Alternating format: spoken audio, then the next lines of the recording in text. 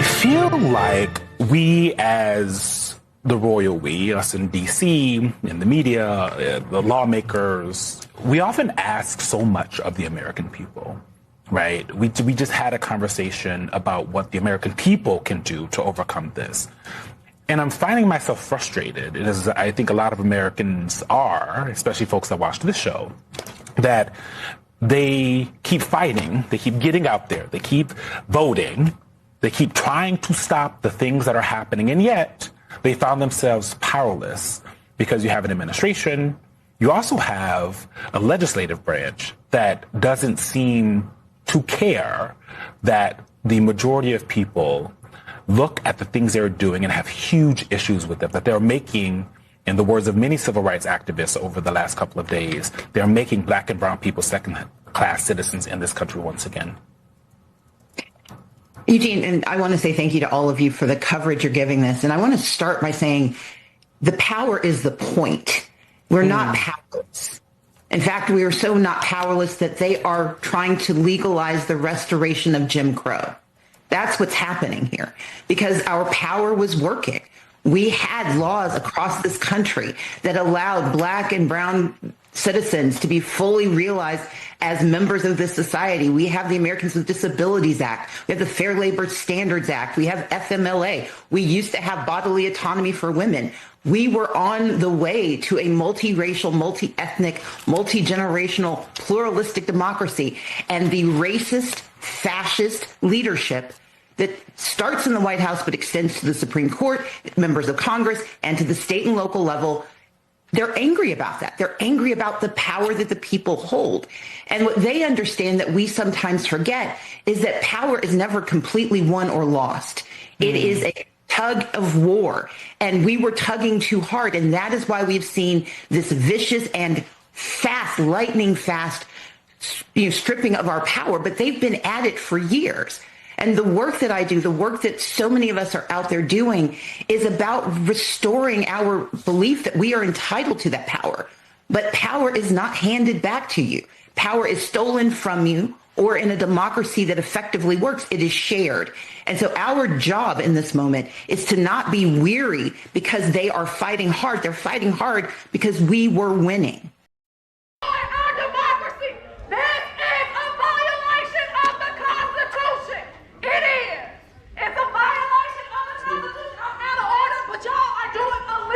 Representative Persons Mullica has waived closed. The question now recurs on final passage of HB 1D. The clerk will unlock the machine and the members will proceed to vote. Have all members voted? Have all members voted? The clerk will lock the machine and announce the vote. 83 yeas, 28 nays, Mr. Speaker. Show the bill passes. Read the next bill. None on the desk, Mr. Speaker.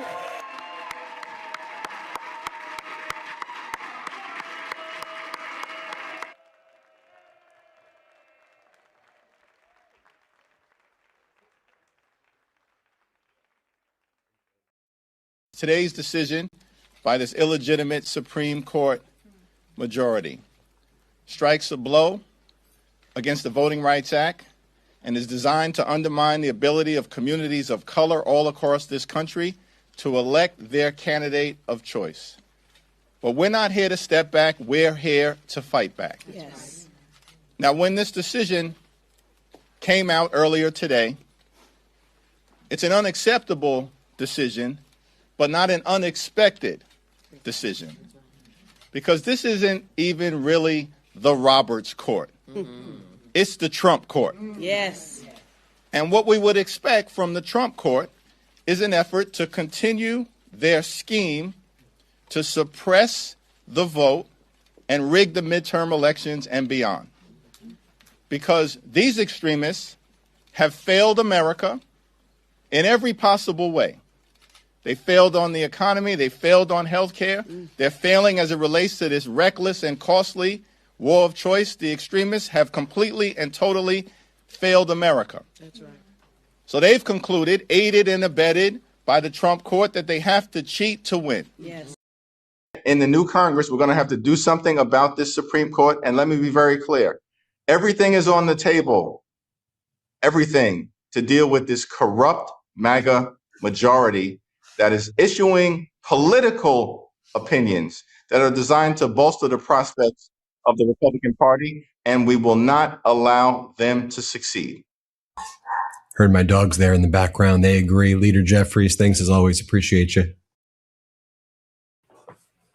Yeah, you heard it, folks. His dogs agree that when the Democrats take power of the House and Senate, they're going to pack the Supreme Court. They're going to essentially undo the protections, the guardrails that exist in the Constitution in order for them to get their way.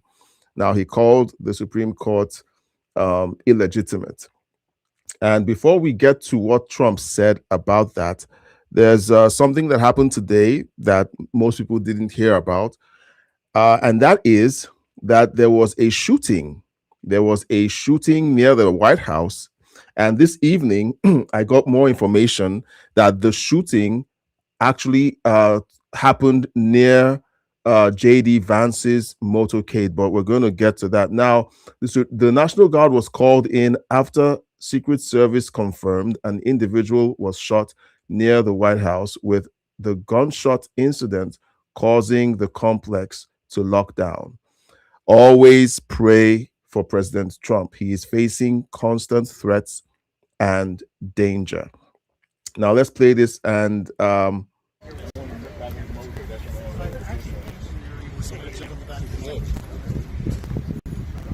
right, so the police are there, National Guard is there, law enforcement.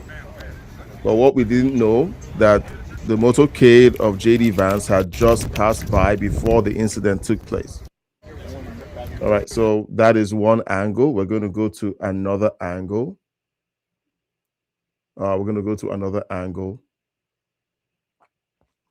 Okay, so here's another angle. All right, so please like this live stream and share the live stream, please. It helps to get the word out. So I read a chat earlier. Now, if Bruce Barton is still on the live stream, I'd like to know if you're still on the live stream, because do you know what? I get it. Okay, so before I talk about Bruce and his chat, let's go through this cycle, and then we have a video from inside of the White House. Okay, so there was an event holding at the White House with a small business event.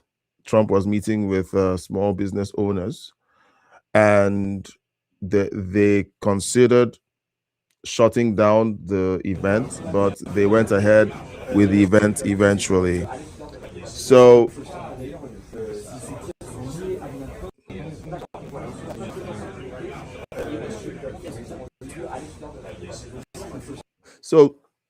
how come there's been so many attempts on this administration, starting with Trump and anyone that supports him? Now, before we jump into that conversation, Bruce Barton came in and saw the brain rot that is TDSBC and said, no thanks.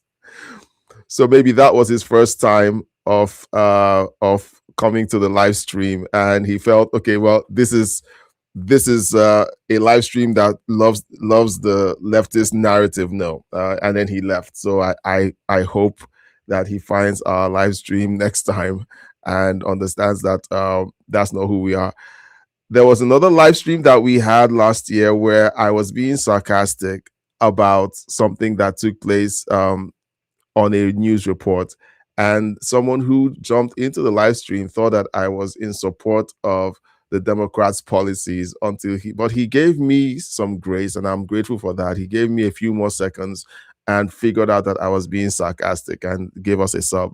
So so this is crazy. Okay, so President Trump was just recently he just got out of an incident 2 weekends ago where someone essentially attempted to invade the space where they attempted to invade the space where the White House Correspondents' Dinner was holding. And with all of that happening, I would hope that, or at least anyone with common sense would hope that the Democrats would say to themselves, well, I think what we're doing is really problematic. We need to tone down the rhetoric. But right after that incident, the week after, they spent the entire week pushing out insane rhetoric like what we heard Hakeem Jeffries say. He calls the Supreme Court illegitimate.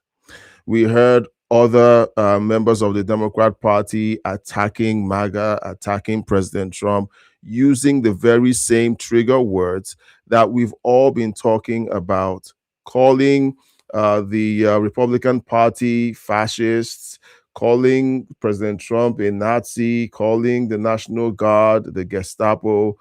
All of that just continued business as usual. And is it a surprise that this is just a little over a week since that attack? Okay, well, it was an attack because shots were fired, and we saw that happen a little over a week ago, and then now we have another attack, okay, on record. So it's crazy to me. And I played the MSNBC video at the very top of the hour because that is what people are watching. That's what people are watching. That's what these people are watching. They're watching these pundits and Democrats on MSNBC, and they go there because no one will push back. No one on TDSBC will push back when they say these things that they all know are not true. They tell lies on those shows and nobody pushes back. So it's insane that we're watching this happen. And I wonder to myself, guys, like, are they really intent on pushing until someone gets killed? Okay, are they really intent on pushing this until someone gets killed? Now let's we're going to read some of the comments on these videos. Okay, we're going to read some of these comments on these videos because I'll tell you the truth, and you let me know if I'm pushing this thing too far. But okay, so let's see. Someone says here, Tim Conrad says, when there's an assassination attempt, everyone wonders if it's Iran or a Democrat. Why is it that now the Democrats are beginning to pattern themselves after the Islamic radicals, the terrorists? The Democrat Party has essentially groomed a voting base that is comfortable with violence, comfortable with celebrating the murder of someone they disagree with, comfortable with attacking people on the streets who they disagree with. We saw that in Portland with the Ostrenko family, who attacked a conservative journalist because she happened to be documenting their little get-together. And these people claim to be peaceful and peace-loving. Why is it that the Democrats are essentially that?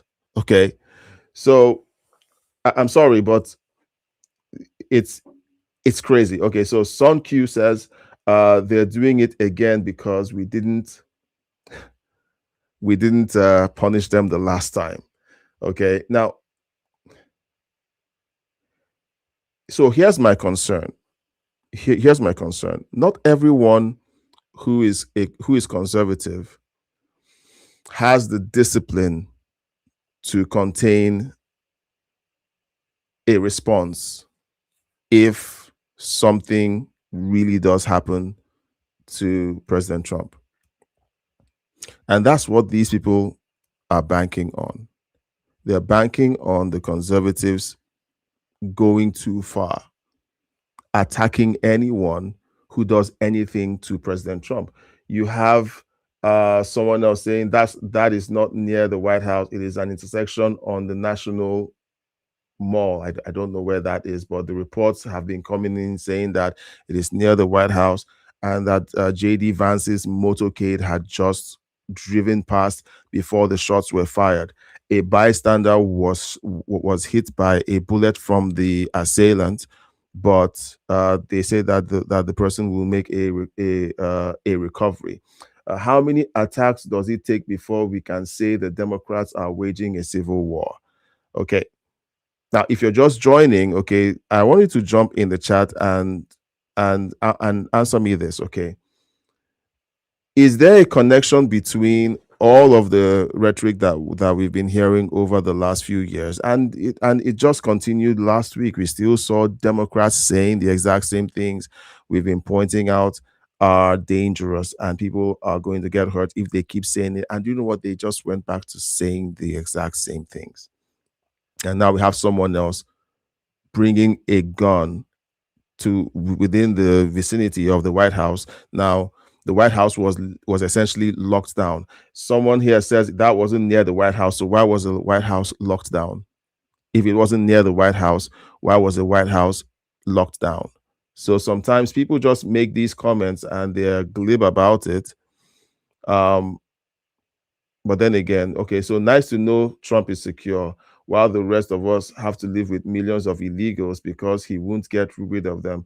Okay, so this is someone commenting, and he's commenting as if he doesn't live in the same country where you have Democrats who routinely get in the faces of ICE, preventing them from doing their job. You have federal judges who essentially try to tie the hands and feet of ICE to keep them from removing these dangerous illegal aliens out of the country. And then you have these Democrat lawmakers in Congress who persistently attack ICE, calling them the Gestapo, calling them Trump's Gestapo, and so many other names, triggering people on the streets to resist the enforcement of federal law. So when someone makes these kinds of comments, it's like, dude, have you been living under a rock? Okay.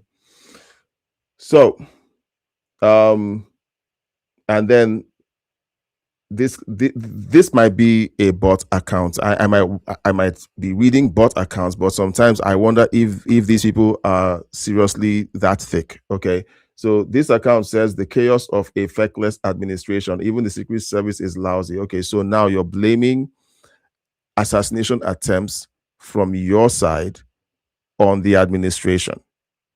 Like, that's the narrative that they pick up from TDSBC and CNN.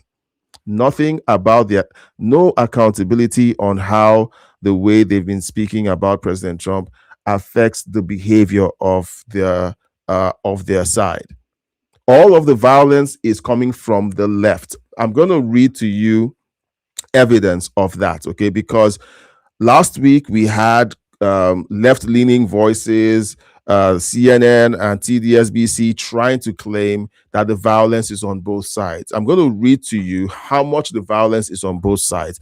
Last week I asked the question, if the violence is on both sides, please, please, please, please show me as much evidence as we have on our side of the left perpetrating violence. Show me the videos, show me the list of all of the things that they've done, that people from the right have done. And you know what they fall back to? January 6th. And I'm like, are you guys retarded? Like, is that the one shot accusation that you think justifies virtually hundreds of incidents all over the country?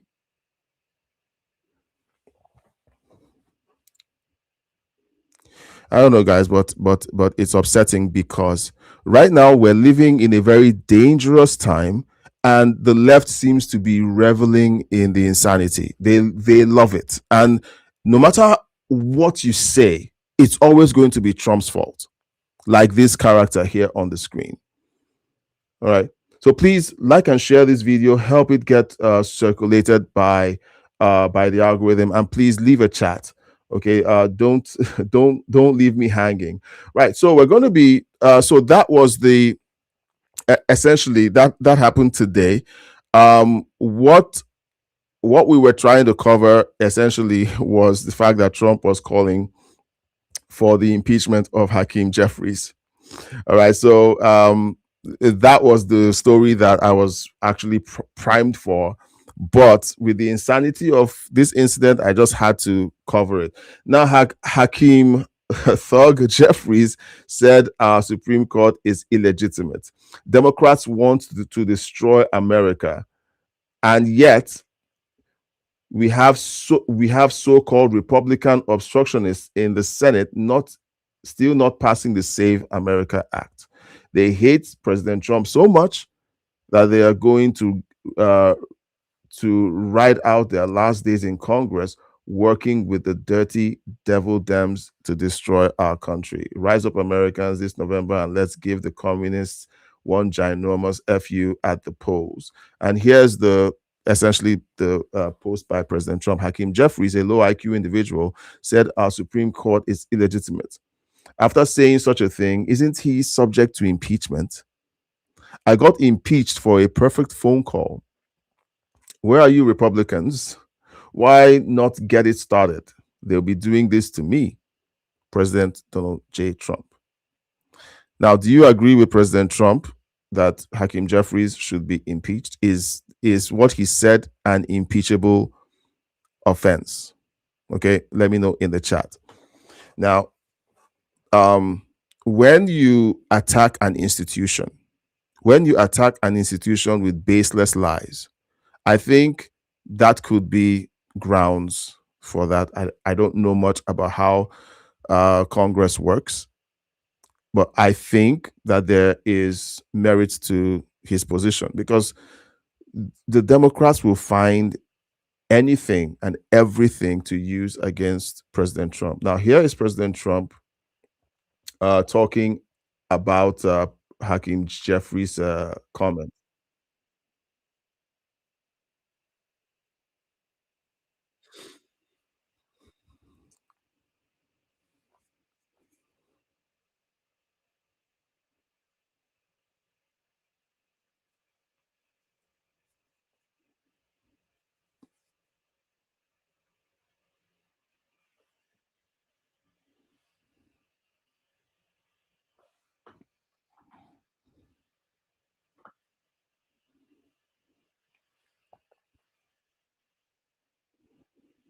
Yeah, so that's the Democrat MO, but they can only do that because they have the protection of the media.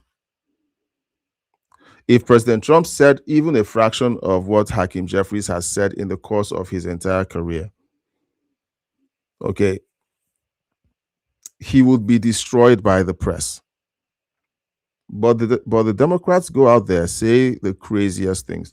So, I mean, we're going to cover the people that the Democrats are frontlining for Senate races in several states. And they have very, very checkered records when it comes to certain things, like having Nazi death camp tattoos on their chests and other things. Last year, we had this Attorney General, someone who was running for AG of Virginia, who was fantasizing the deaths of his opponent. And you know what? Did he get thrown out by the Democrat Party? Was he asked to step down? No, he got elected. So when we look at the way they handle these kinds of cases, let's not be surprised that these two characters, we're going to talk about them, in a bit, are going to win in those Democrat-run states. The Democrat Party has essentially endorsed violence. And then President Trump is saying, okay, hey, Hakeem Jeffries needs to be impeached.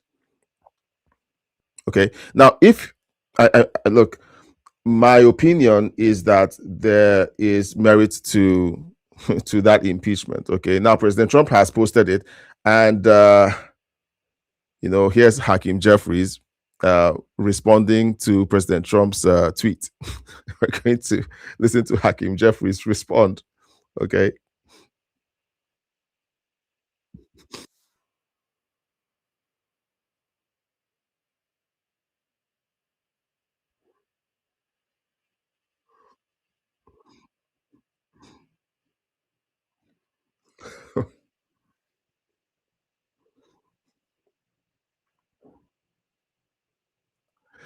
Oh, did you say no? Oh, no volume. Oh, jeez. Okay, sorry about that. I'm gonna start again.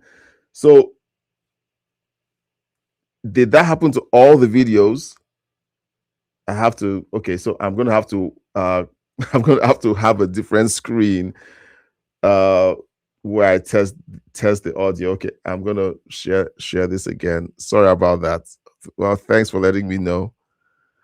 Thank you for letting me know. Okay, so we're gonna play this. So I hope this works. So Hakeem Jeffries responding to oh, on the Trump one before. Okay. All right. So let me play the Trump one before. Okay. So let me see. I'm gonna play this. Let me sure. I heard Hakeem Jeffries, a low IQ person. He's a very low IQ, screaming today that the Supreme Court is illegitimate. I mean, that's a dangerous statement. Then if I say something modest, they say, oh, he's a king, he's a king. They're sick. Okay. Then if I say something modest, Hakeem Jeffries said, all right, thanks, Godling LSP. Illegitimate. That's a rough statement. If I made that statement, it would be the biggest story out there. Bad things would happen. Yes. One of the ideas. I heard Hakeem Jeffries, all right, a low IQ person. So that was Trump responding to the statement by Hakeem Jeffries last week about the Supreme Court being illegitimate. Now here's a palate cleanser, and I hope this works. I hope it does. I'm going to make sure this.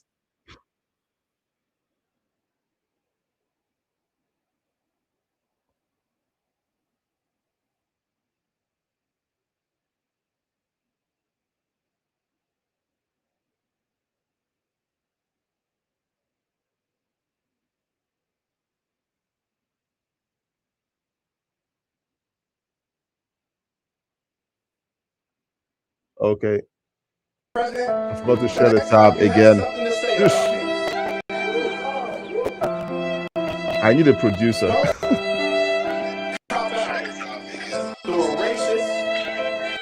Okay.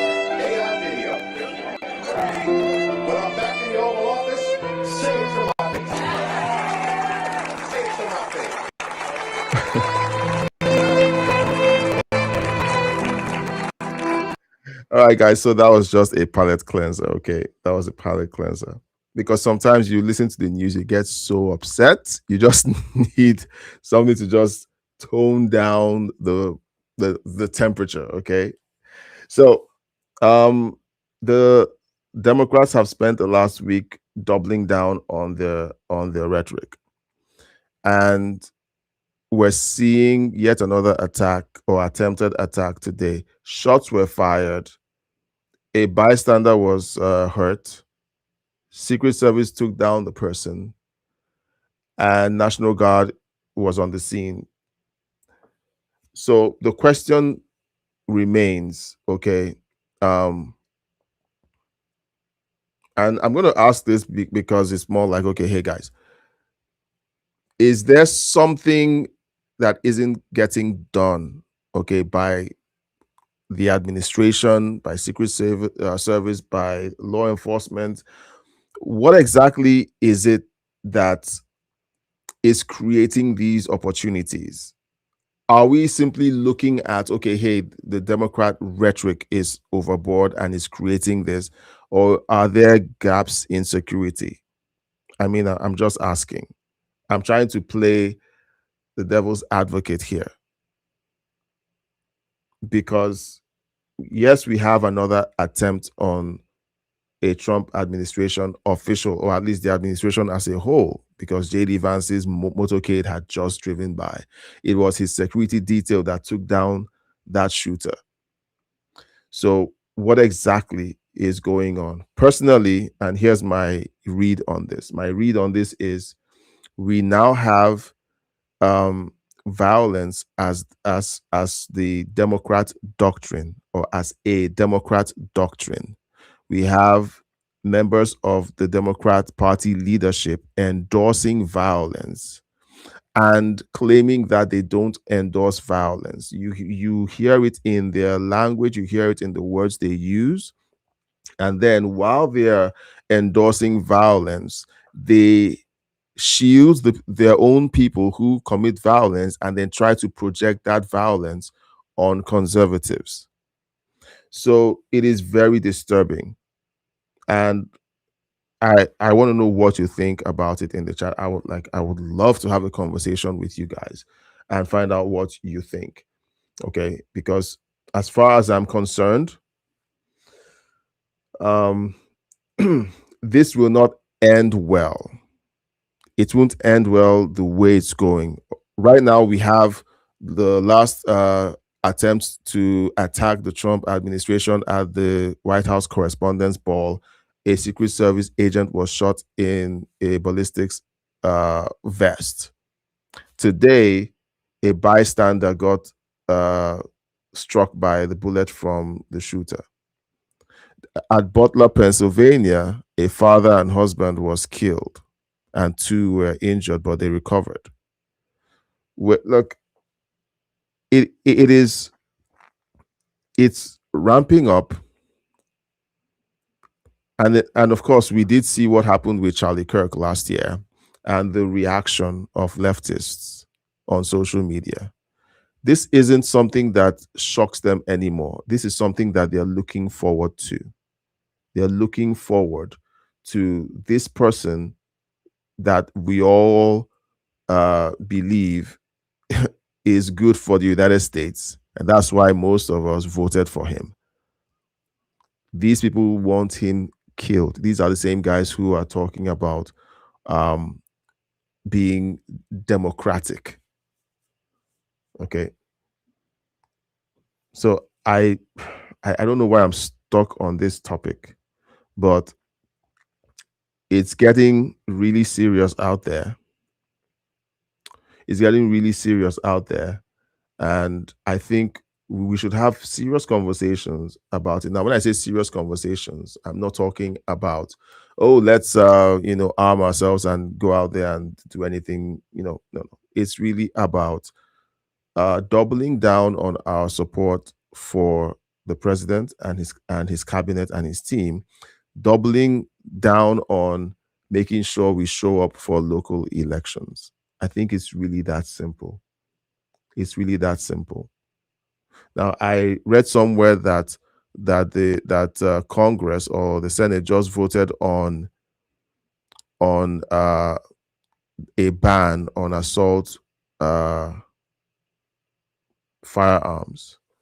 So maybe if we have time, we'll look at it. Okay, but we have other things to check out before we jump into it. Now, in this next story, Will Cain torched the radical left for years, for the years of screaming Nazi at every conservative, while now fully backing Maine Senate candidate Graham Plattner, the guy with the SS Nazi death camp tattoo and a history of lying about his military record. This is not a bug, it's a feature. This is who the Democrat Party is. Let's listen to this. I'm going to leave you here with this today. Democrats are standing by a Maine Senate candidate, Graham Plattner. You, of course, probably at this point know that Graham Plattner is the man who had to get a secondary tattoo to cover up his original tattoo, which was a Nazi emblem. Now, this, of course, is from the same party who has spent years comparing President Trump and all Republicans to Nazi Germany. Comparing the tactics of Donald Trump to Mussolini and Hitler is a very legitimate thing. Donald Trump's got this big rally going at Madison Square Garden. There's a direct parallel to a big rally that happened in the mid-1930s at Madison Square Garden. We have a Timmu Hitler in the White House right now that thinks that he is going to become the dictator of the United States. So this narrative is still going on. It's still happening, and they are not going to change. So for years, they've asked you to squint, to peer hard, and conjure up images of Nazism, while asking you now to completely ignore the obvious form of Nazism that was tattooed on someone's chest. Back in 2022, former Obama bro Jon Favreau said, "Let me know when a far lefty candidate appears with a Nazi sympathizer, and we can then chat." Well, here we are. But Favreau and others are asking voters to look past Plattner's history. They're calling him a good, decent man who struggled and grown. And some Democrats are standing by their man. He's been very clear that he went into combat on behalf of the United States. He went through a really rough period, PTSD type period. And he has himself said there are lots of things he's done and said that he completely regrets. And I do believe people should have second chances. They should have second chances unless they're Republican. Do I think today that Democrats are all of a sudden on the side of Nazis? No. But I think also that what has been exposed is for all of their hyperventilating for almost a decade about Nazism, so too then were they full of it. Well, I do agree with that. Okay. You have Democrats consistently screaming about Trump being a Nazi while having actual Nazis in their camp, and claiming that they are democratic socialists now in their camp. They just put one in office in New York. He says he's a democratic socialist. Okay. A few of them are from the National Socialist Party of America. Do you know what the word Nazi means? It means the National Socialist Party. That's what it means. So you have the actual Nazis calling the rest of the country Nazis and fascists. So here's another Democrat, another very popular Democrat, Bernie Sanders, blasts Democrats while campaigning for far left candidates, saying voters don't respect them anymore. Okay, so Bernie, what would make voters respect them? People are looking for an alternative. People want a vision as to where we go as a nation. Status quo politics is not good enough. All right, so status quo politics means don't vote for Nazis. And Bernie Sanders is essentially telling us, well, that's no longer enough. Okay. All right. Look, we're living in upside down world. Okay, so let's watch this report or this monologue by Greg Gutfeld. Okay, and guys, let me know what you think in the chat. Okay, it's not a single country that went through communism or socialism that is now free that want to go back. The only people who embrace communism and socialism are those who haven't experienced it and are pampered enough in their present day lives to enjoy a lifestyle independent of their own policies. You know, the left and the media always try to catch you associating with problematic groups or people. You're in a picture with somebody. There's you have a guest on your show that was on a different show, and that's bad. Meanwhile, you have Jane Fonda, Robert De Niro, Bette Midler, others who are joining up and promoting the Maoist Communist Union, the Party for Socialism and Liberation, the Communist Party of the USA. I mean, that should kind of taint who they are. I mean, May Day pretends to be about honoring workers, but it really is about elevating activists who spread the message of revolution. And part of that revolution is opening all prisons, freeing all prisoners, ending free enterprise, eliminating military bases. None of these things matter to these people because they're untouched by it. Even more, these jackasses, they want everyday people to take off work, to stop working. But you know what doesn't stop working? the money those jackasses have. While De Niro and Bette Midler tell you not to, go to work, they have piles of cash earning interest every day. They make millions off a coalition of real estate and stock portfolios. They can take a day off, a month off, a year off because their money works around the clock. How did that happen? It's not socialism. That's a capitalism. They don't have bosses. They don't have a work schedule. And they don't require a salary that would feed kids because they're so well off. They just, their definition of work is looking at their investments. So they can do this. The other thing, too, is when you look at them, they really are aging celebrities who have nothing left but a shred of ego and a diminished status. One of the things Trump did, winning in 2016 and then in 2024 and in 2020, he exposed their irrelevance. Being part of the zeitgeist and part of culture, you think that you have some kind of impact. They didn't. They had no impact. Robert De Niro is in denial. Jane Fonda is in denial that they are not important to us. They are not important to the world. Their embrace of activism is an attempt to salvage their ego collapse. This is a giant hole that that was filled once with their own self-importance, and it's empty. So they just get smaller. Look at De Niro right there.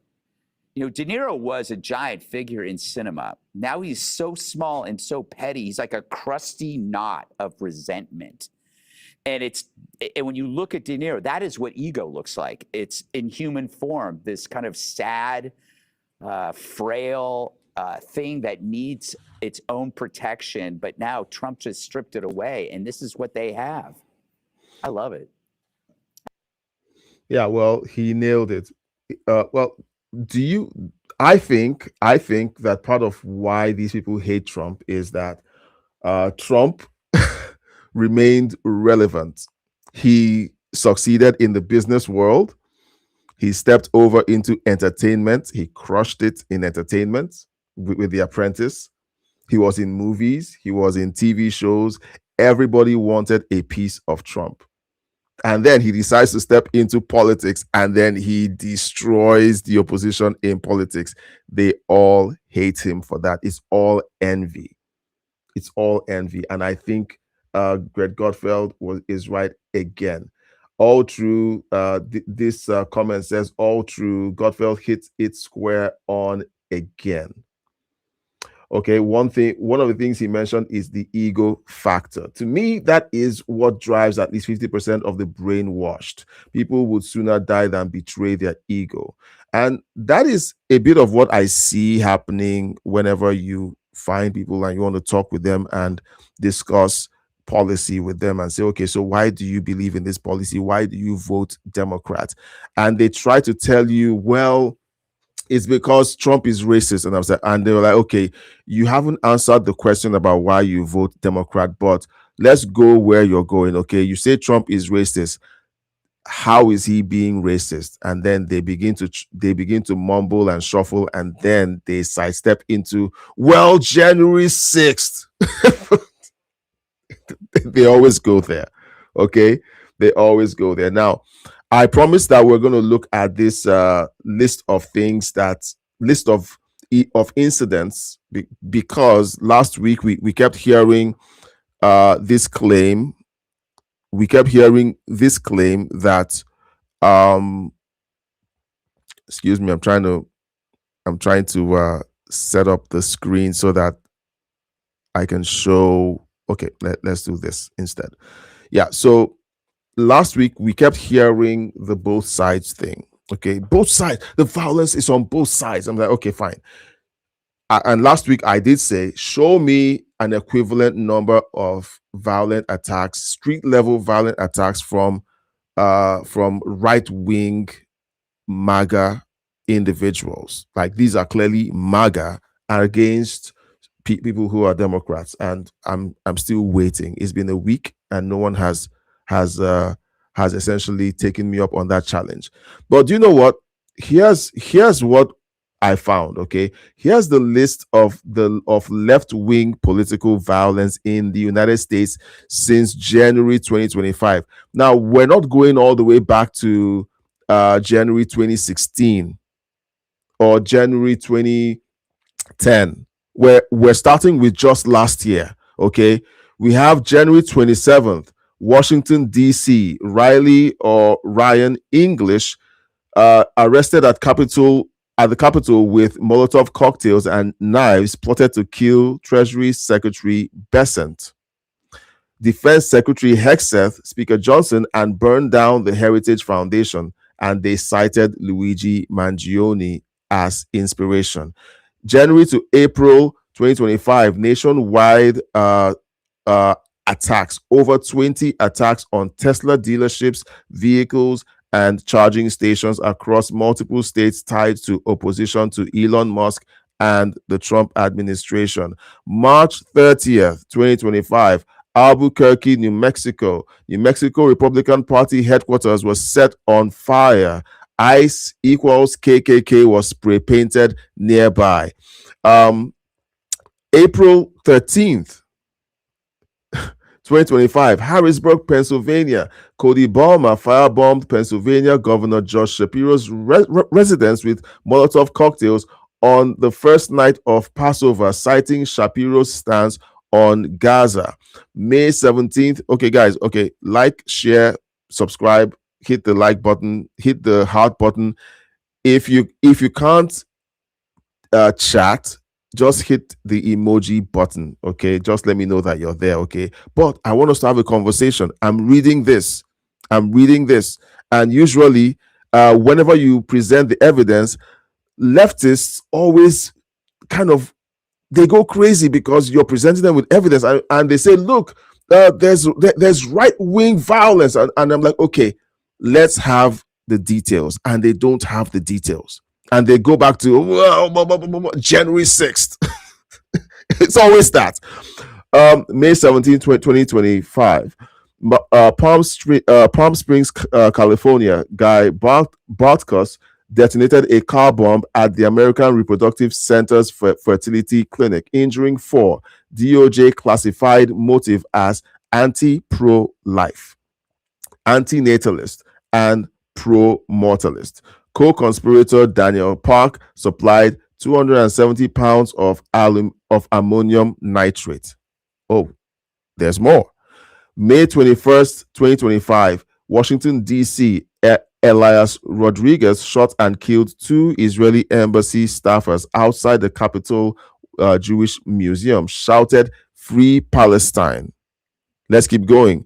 June, we weren't even at the middle of the year yet. June 2025, Boulder, Colorado. Mohammed Soleiman attacked a march for Israeli hostages with Molotov cocktails. I remember that one. And a homemade flamethrower, killing 1 and injuring 14. The violence is on both sides, guys. The violence is on both sides. Okay. Okay. June 11th, 2025. Portland, Oregon. Trenton Barker set fire to the Portland ICE facility during an anti-ICE protest. 3 were arrested. Hundreds of arrests followed at the same site all through 2025. June 2025, New York City, 11 NYPD squad cars burned in arson attacks. July 4th, you can go on and on and on. And these are the ones that have been reported. These are the ones that have been reported or captured on camera.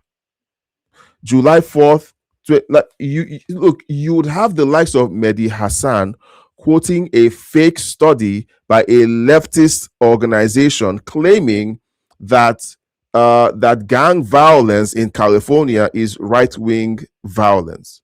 That's what they do. July 4th.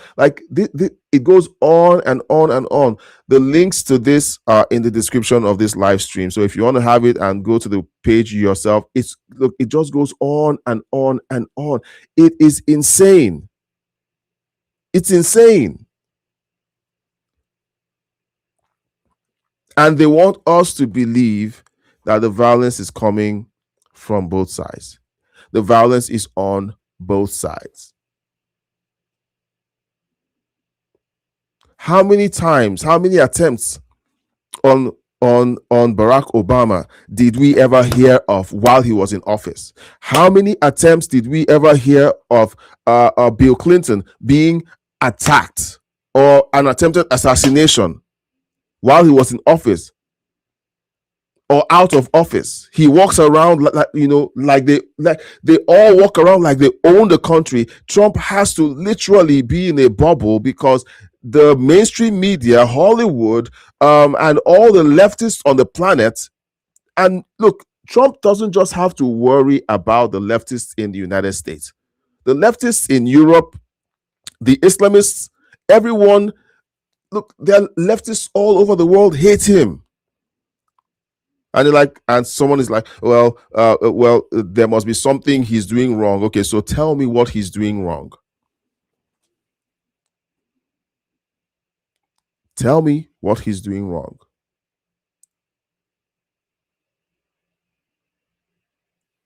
Now, guys, this situation with Trump hits very differently for me because I've read the Bible, and growing up as a young African Christian boy, we would read about, we just got through the Easter season, and we would read about the passion of the Christ, of Jesus, and how in the middle of the night, powerful people, powerful political figures showed up with their private security and arrested him, took him before a kangaroo court in the middle of the night, paid false witnesses to claim that he did things he never did, said things he never said, figured out a way to convict him in the dead of night, and got the permission of the authorities to murder him. I grew up reading that story. I've read it and heard it hundreds of times in my lifetime, from being a child, listening to this in church, and growing up as an adult, reading through this and listening to it and talking about it myself. So I'm accustomed to people just making up stuff against people they hate. I'm accustomed to it because I grew up reading about a man who all he did was good things for people. And you know what? People are still making up things about Jesus today. Okay? You've all heard of the play Jesus Christ Superstar. You heard of that?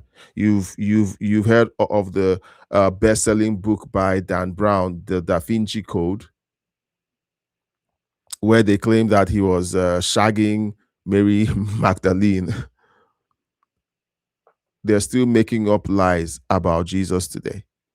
So, having grown up in that space and reading about how people can lie and put someone to death simply because they hate him, it's not too far-fetched for me to see the similarities between what the mainstream media and leftists have been doing to Trump.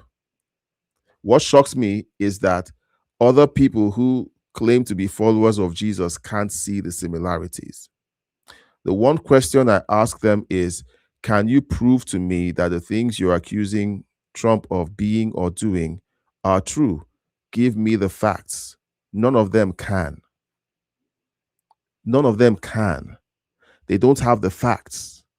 And yet they keep repeating the same lies that the mainstream media has been pushing for the last 15 years about a man whose only crime is that he wants the country to be great again.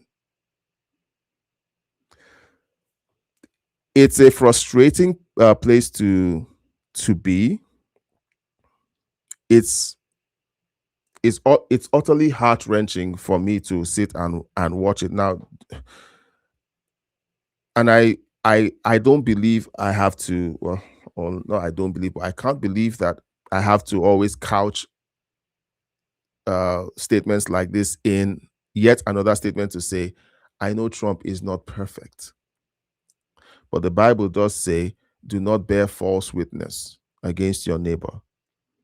Do not bear false witness that would cause this person to be put to death. That's what that commandment is referring to. Don't bear false witness against someone so that it serves as evidence for his conviction. That is what the media has been doing. That is what a lot of people have been doing unwittingly, not knowing that that's what they're doing. But some people know that that's what they're doing, because when people wake up in the morning and look at their phones and genuinely say, I'm looking forward to seeing news that he has been eliminated. You see people on social media celebrating, or no, not celebrating, but expressing sadness that the assassin didn't get to do Trump in. There's something very wrong in the world today. Now, guys, the world has always been broken. It has. It's always been broken. I grew up hearing older people telling me that that there were better days. Now I'm going to be telling my kids that there were better days. And my kids are going to tell their kids that there were better days. The world has always been broken. I'm not sure if it has ever been this broken. I don't know. The one ray of light that has made the world bearable to live in is Christianity. Because I'm thinking of 2,000 years ago, was there anything like human rights? There wasn't. Was there anything like women's rights? There wasn't. Is there anything like children's rights? There wasn't. All of that came through the auspices of Christianity. So maybe, yes, there were better days when the world was saner, when people actually lived as Christians and lived out these laws. But the barbarians are at the gate yet again. They are at the gates yet again. And we have all of these people rallying to essentially attack and murder anyone who doesn't agree with them. So, guys, what do you think? Let me know in the chat. And I mean chat. What do you guys think? Because we should depend on law enforcement. We should depend on the courts. But when the courts have judges like this character, and I'm going to flip over to this story, which is insane.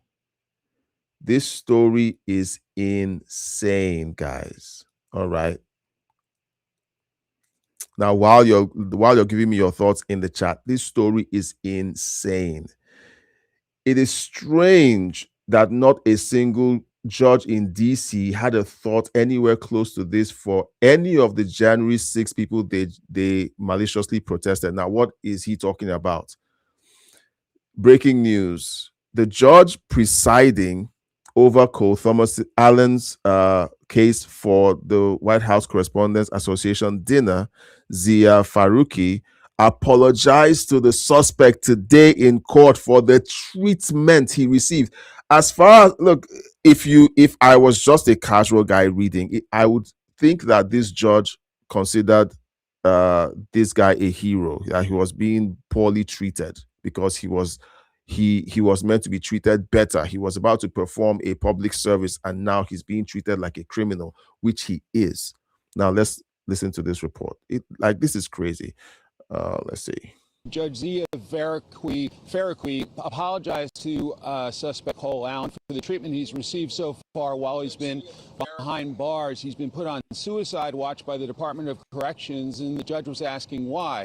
An attorney for the government said that he was put on suicide watch because he told FBI agents the night of the White House Correspondents' Dinner attack that he didn't expect to survive, and his language suggested that he really was not expecting to survive his trip to Washington, D.C., and the ultimate incident where he allegedly showed up with a weapon to try and assassinate President Trump. He's been charged with that crime, but the judge very concerned about his constitutional rights, saying the defendant has requested a Bible, has requested meetings with his legal team, and that has not been allowed. He's been put in restrictive 24-hour lockup with no windows in a padded room without an opportunity to get out for recreation. And so the judge making it clear to the Department of Corrections that he wants answers by tomorrow morning about exactly what the housing determination will be made for the suspect in this case, out of grave concern about his constitutional rights, and that apology issued near the end of the hearing. And so quite a moment just moments ago in federal court. Does anyone who attempts to murder a sitting president have constitutional rights? I don't know. Because when you're incarcerated, a lot of your rights go away because you are a convict, you're a felon, you're a suspect in a case. Your rights are suspended because you were about to commit a crime. And this photo we're looking at is a photo of him taking a selfie with him armed, about to go to commit a crime. And he was smiling, guys. Bottom line, the Department of Corrections said they wanted to make sure that he survived, that this is a high-profile case, and all involved acknowledged it is a high-profile case. But again, the judge concerned about the treatment he's gotten since he was arrested after the White House Correspondents' Dinner shooting incident. Sandra, back to you. Just like the comment before we read the post said, none of the judges ever wondered about the mental health of anyone who was arrested in connection to the January 6th situation. And there were situations where there was at least one person who,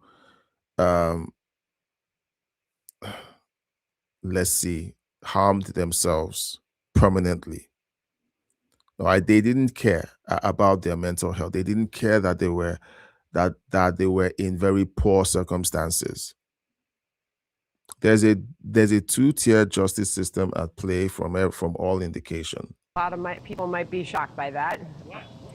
The judge apologized to this guy who's a killer, who, if he had gotten another couple yards, would have sprayed the whole audience in the Correspondents' Dinner. I mean, would have just sprayed him and killed God knows how many, and then would have marched up and taken a shot over the whole audience at the president.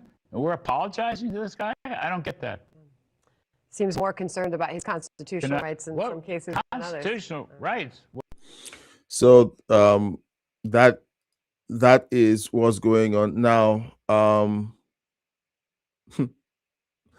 So let's read this post, okay? Jeanine Pirro says, welcome to Washington, D.C., where U.S. Magistrate Judge Faruqi believes a defendant armed to the teeth and attempting to assassinate the president is entitled to preferential treatment in his confinement compared to every other defendant. Yeah, because he's a superstar. He's a lefty superstar.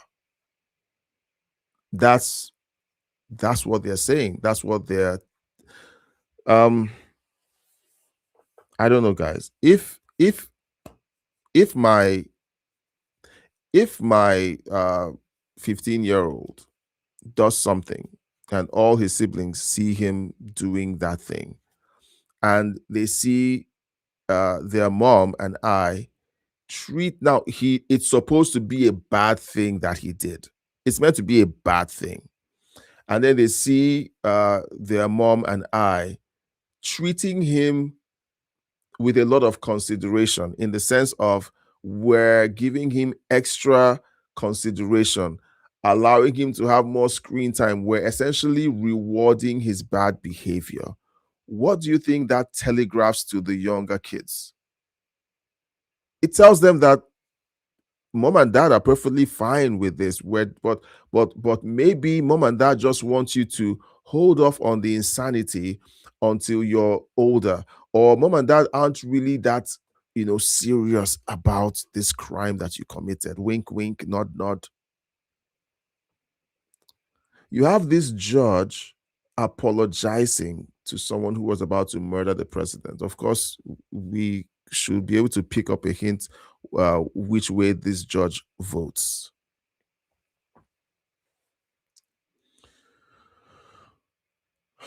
Guys, this is absolutely insane. It's absolutely insane. Well, it appears that the judge is in a bit of hot water because this post says, hold on, just in, Hussein Obama-linked Judge Zia Faruqi is now facing mass calls to be removed from the bench after he apologized to Cole Allen, who tried killing President Trump. The judge is feeling bad for this would-be assassin. Faruqi was appointed by a Hussein a Hussein appointee. Imagine that. Now, so we'll just watch this now, guys. Let me know what you think of this story, because this is insane. In court today, and the judge says he's not being treated well. Chief Washington correspondent Mike Emanuel is in Washington with this story tonight. Good evening, Mike. Brett, good evening. A federal judge apologized to the man accused of attempting to assassinate President Trump today for the way he's been treated by jail officials since his arrest. Magistrate Judge Zia Faruqi grilled a Washington, D.C. jail official over Cole Allen being held on suicide watch in a padded, lighted cell with no ability to make phone calls, read books, without access to religious materials or recreation time. Faruqi handled some of the January 6 cases and said about Allen, quote, "He's being treated differently than anyone I've ever observed." In addition to attempted assassination, Allen also faces 2 firearms-related charges. He faces up to life in prison if convicted. The judge today noted Allen has no criminal history, stressing that he is innocent until proven guilty and therefore should be treated fairly. The evidence released by the government so far has been pretty damning, including this video of Allen running through a security checkpoint before the correspondence dinner shooting. Investigators say this video shows Allen casing the hotel a day before the April 25th attack, walking hallways and checking out the hotel gym.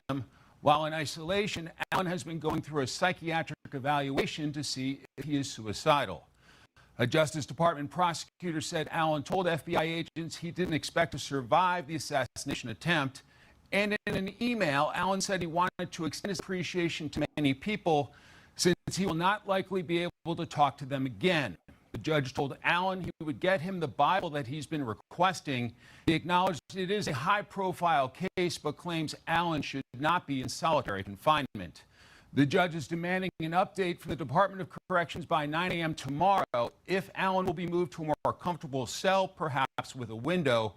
He is no longer on suicide watch. Brett? Okay, Mike, thank you. Yeah, so guys, we're living in an upside-down world. Guys, there's human rights. Yes, I agree. I mean, you don't lynch people because they committed a crime. You give them due process, and that's why we have a civilization. Okay, in third world countries, they would essentially be lynched, and that would be the end of it.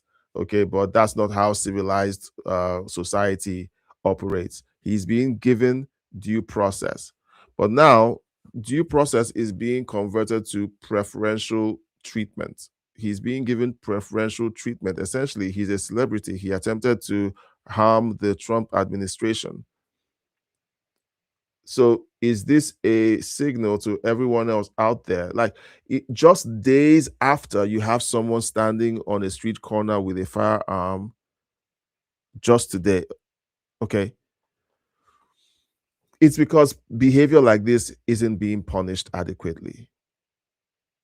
Now, is this going to attract the death penalty? Of course not.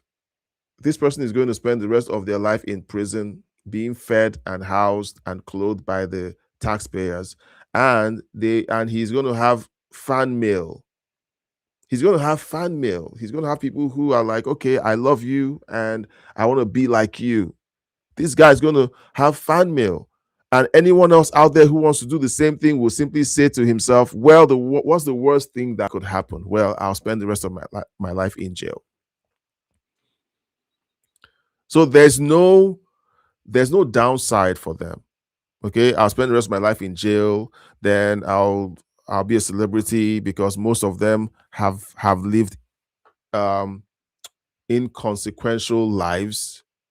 And so their 5 minutes of fame would be either they succeed at doing the thing and they get mowed down by Secret Service, or they don't succeed and then they get mowed down by Secret Service, or they don't get to do the thing, they get arrested, tried, put in custody for the rest of their lives, receive tons of fan mail, and a lot of girls with daddy issues or women with daddy issues writing to them, telling them how in love they are with them, and then possibly he gets married to one of them and has coitus with them in jail, while the taxpayer is paying for them to feed, eat, shit, sleep in a cell for the rest of their lives. That's what they have to look forward to. So there's no downside for people like this. They're already mentally ill, and they just believe that this is the future they have. The dude was literally taking a selfie of himself. He was taking a selfie of himself just to let just.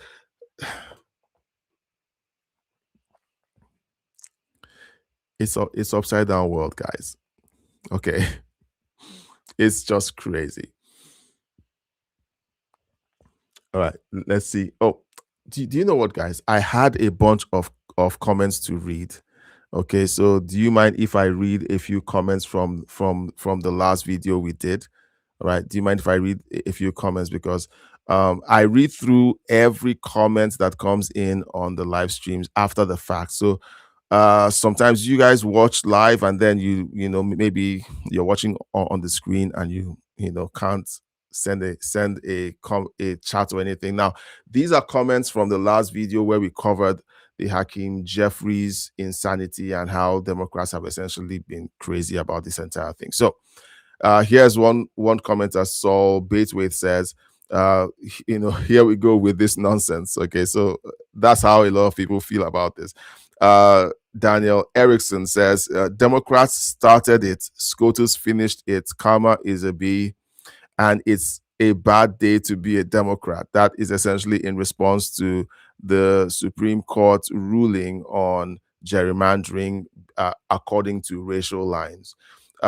Laurie Felt says, wow, Jeffries. So when the Supreme Court goes against you, it's now illegitimate. Wow. All right. So you have a sitting congressman, senator, calling the Supreme Court illegitimate. Okay. I heard that and my head spun. Like, I couldn't believe what I was hearing. But do you know what? The Democrats know there will be no consequences. In fact, they get to win elections when they say stupid and crazy things like that. And then you have Susan Steele says, Jeffries, you're a fool and a treasonous traitor and should be treated as such. We, the people, demand that you be removed from your government now and face charges of treason. Well, I don't think that's how the law works. I don't think, look, Susan, everyone in Congress has legal advice on what they can and cannot say. They ride that fine line so that you can't really charge them with anything. But it's the reckless ones that get caught, like the Swalwells of this world. Okay, they get caught and then they just have to resign. But most of them, especially when they're reading speeches or making statements, they have legal counsel on what to say. Let's keep going. Ripley Lerzada says, Lord, thank you for this video. Now my lungs are clear after hawking a Louis. Oh, jeez, that's gross. After only 20 seconds. Problem is I have to clean off my Louis from the screen. Okay, that was disgusting. Okay, yeah, okay. Elijah Blaine says, is it just me or doesn't it really sound like a projection of his party's flops over the past 4 years. Yep. They are essentially trying to tell us that everything that their party did is what Trump is doing. Okay, they're trying to say that that Trump is destroying the economy. No, that was Biden. Oh, Trump is doing this. No, that was Biden. They essentially want to project. That is what we're seeing in real time. Let's see. Laugh my A off. Truth about who they really are. That is the truth. This is who they really are. Frick the Kitty says, okay, should have said that. I can't imagine that the Supreme Court is going to be friendly to Dems after calling them illegitimate. No, I don't think the Supreme Court acts on emotion, okay? Then they wouldn't be the Supreme Court. Their job is to interpret the law and pass rulings. It's not about favoritism. And if the Supreme Court begins to pass down judgment based on how they feel about the party and what the party has said to them, then for example, the Supreme Court passed a certain ruling, and during the State of the Union, President Trump didn't shake some of the justices and he walked past them.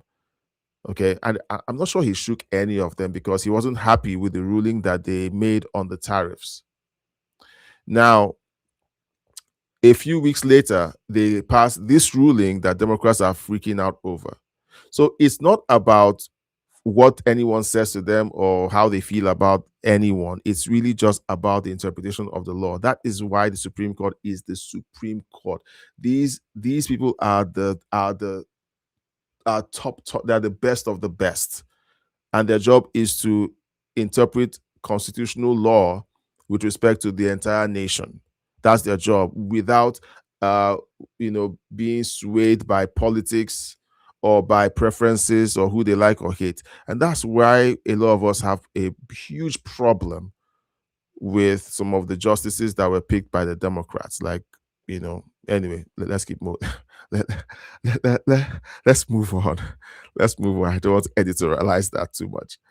Okay, Alfred Farley says, Jeffries is an absolute moron. Evil incarnate. All he wants to do is hate Donald Trump and hate and hate and hate. No idea, no good policies, just hate. This man doesn't belong in politics. Do you agree? Let me know in the chat. Arnold Olson says, quit trying to work for your political hate. This Democrat Jeffries is the one that is corrupt. United we stand, or ununited we fall. He's correct.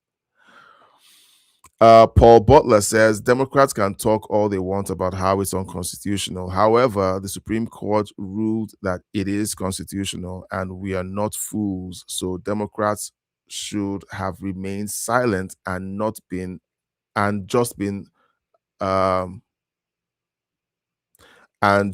assumed to be fools. I think what they wanted to say was, and just been thought to be fools, rather than to have opened their mouth and removed all doubt. That's quite the line. It's cool. All right, let's see how much more do we have. Okay, we have just a couple, about 4 more comments. They need to pass a new law that unless a sitting member of the U.S. Supreme Court is charged and convicted of an actual crime, then they can't just be systematically removed by Democrats. I don't think they can be systematically removed. They can be urged to resign. The Supreme Court assignment is usually a lifetime assignment.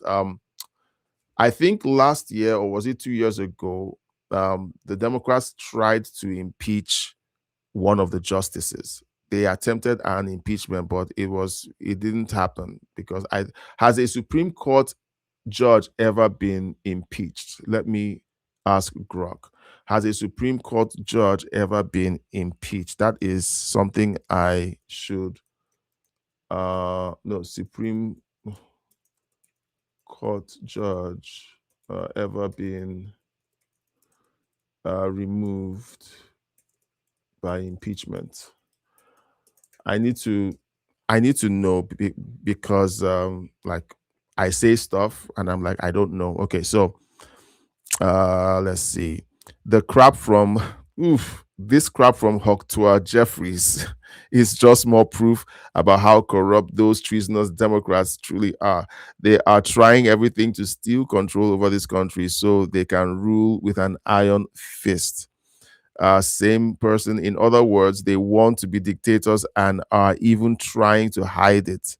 And aren't even trying to hide it. In other words, they want to be dictators and aren't even trying to hide it. They are nothing more than a criminal domestic terrorist organization. I have said it, and the commenter is John Dean. Look, it's for a lot of us, it's infuriating. It's like, what on earth is going on? What on earth is but to be honest, we thank God for the Constitution. Okay, we're grateful to the founding fathers for the Constitution. And so far, the Constitution has held. And as long as you have a 9-justice Supreme Court and you have a balanced House and Senate race, look, what the Democrats are trying to do with elections is insane. If they ever get to the point where they allow illegal aliens to start voting, well, that's it for the United States. That is it legitimately.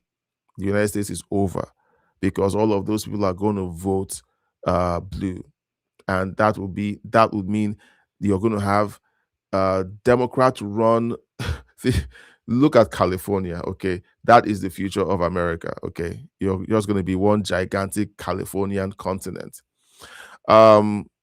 Mr. Rockpicker says Obama destroyed our economy, and he did more than any other president in history to divide our country by race again, insisting every single thing in America was racist because it was designed, built, owned, proposed by a white person. To be honest, I still don't believe Obama was legit. A lot of people don't. And then Brian Derrick says, hey, ears. What's that? Hey, ears. As a true American, Trump hasn't affected me. I'm doing just fine. Take your little thoughts and shove them. Quote, crying while you're at it. Quit crying while you're at it. Dry your. Okay, so during that live stream, I asked the question about all of the accusations that the Democrats have made about Trump's economy and whether they shared the sentiment. And this was a response to that. So there are people out there. There are people out there who, yes, gas prices are up. Yes, things aren't the best, but they actually see that things aren't as bad as they were while Biden was in office or while Obama was in office. Oh yeah, so Patricia, I think she's going to be joining us for possibly, I don't know when. She's back. She's trying to fix a few things. She'll be back on the stream. But I want to say this: Patricia has said several times about how her business literally had to close. Businesses were literally closing 3 months into the Obama presidency. So. The same thing happened, not essentially the 3-month thing, but the same thing happened with Bill Clinton. So there are correlations to how the economy looks when a Republican is running it and how it looks when a Democrat is running it. All right. Patriot for Life says the Democrats are so cooked come the midterms. I want to be honest. I hope so. I hope so, guy. I hope so, Patriot for Life. We're talking a lot about the midterms now because we're like, this is an election year. And with everything that's been going on in the country, with all of the shenanigans being played by the Democrats, a lot of work has to be done to prep for the midterms. Presidential elections are great, but the midterms are where your congressmen, senators, judges, all of that gets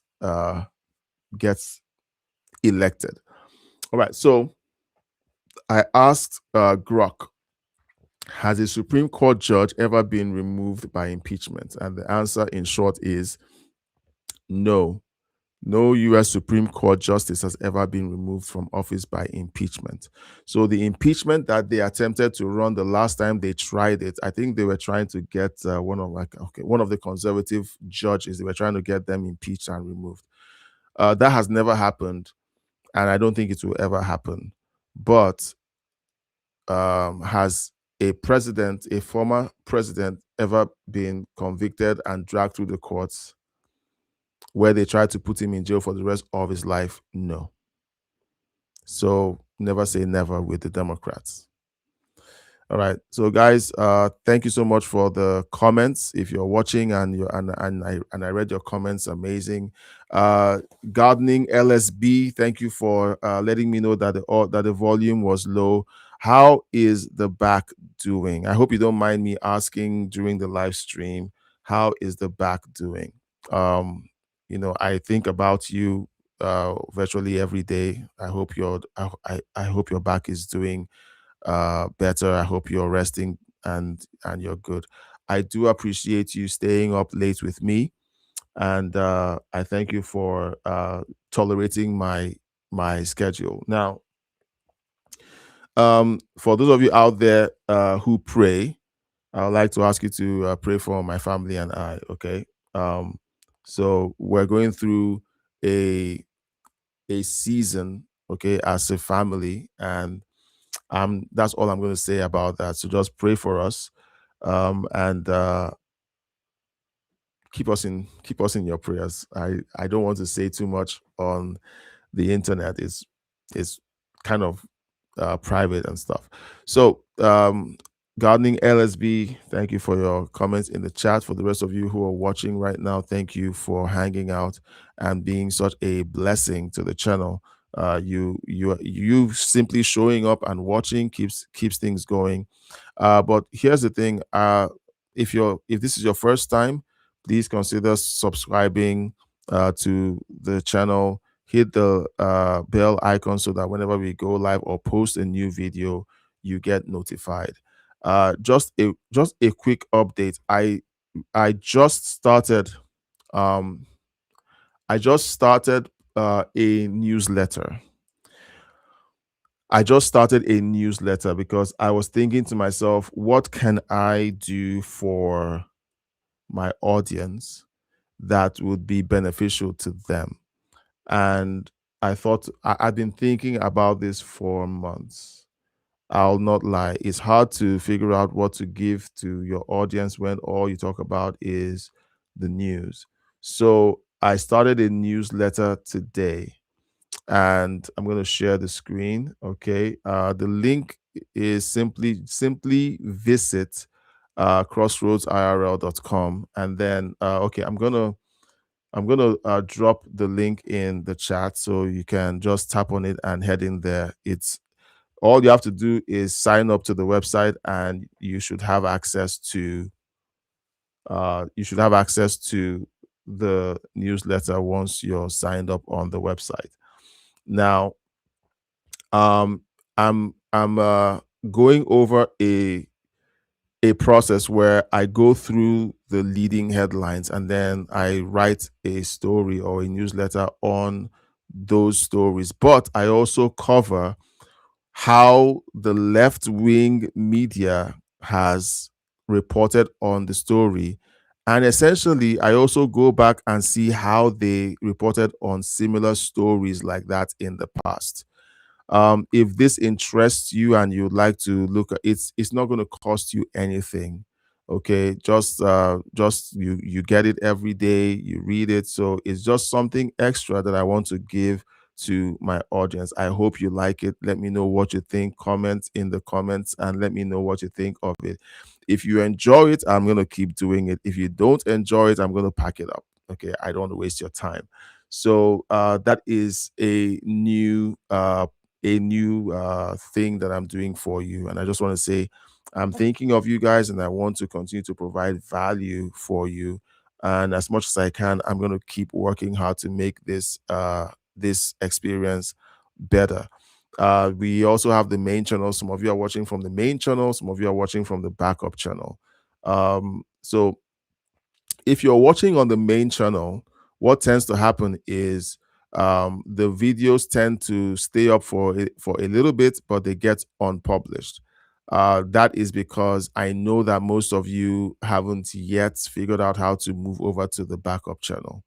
So I want you guys to, just keep doing that until you figure out how to move over to the backup channel. That's why I'm keeping it up for a couple of days. You get to go back and watch the video, but eventually, I hope that you'll be able to go over to the live stream channel where all the live streams live, and you'll be able to catch the entire library of our live streams. All right. So thank you all so much for hanging out. Oh, and one more thing. I'm hoping that soon I should be able to do two things. One, move the live stream to become to fit into an earlier spot, because I know this is late for a lot of you. This is a sacrifice for a lot of you to hang in here and to be with me.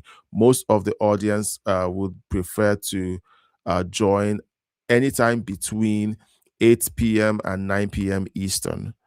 I understand that. So I'm trying to figure out a timetable that works, where, like I said earlier, we're in a transition stage with the family. And what I'm trying to do is to kind of give some extra time to be with family in the evenings, and then wait until everyone is asleep. Okay, if you've been watching the live stream for longer than 2 months, you would know that we usually would live stream much earlier, but much earlier you would have my youngest walking into the room. You would have the kids still up and running about and trying to get things done.